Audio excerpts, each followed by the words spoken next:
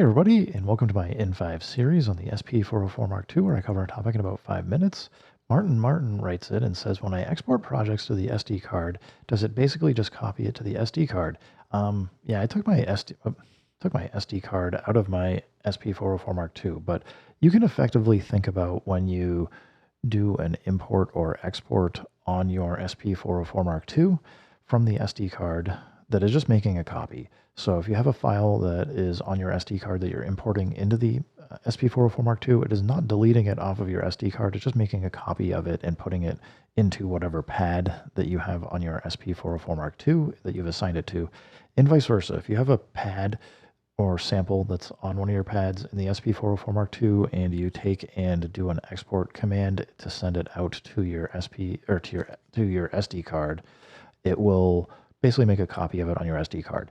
So you can really think about them as two separate storage devices. You're not really setting up and maintaining like a single file that it can only exist in one place.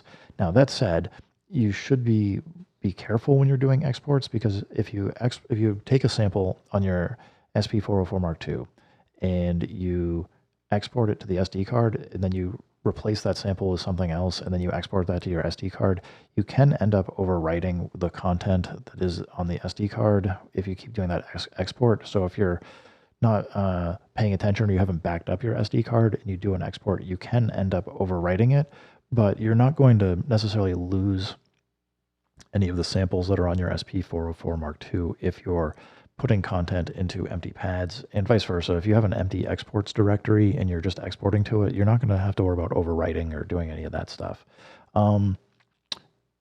I hope that answers your question, but yeah, they're two separate. For the SP404 Mark II, unlike the earlier SPs, they are two separate storage devices, and the SP404 Mark II doesn't actually, while it's playing audio, do anything with the SD card. It's really just the import-export process that is allowing you to get the audio content from the SP404 Mark II, its own internal drive, out to the SD card, or bring it from the SD card back into your SP404 Mark II.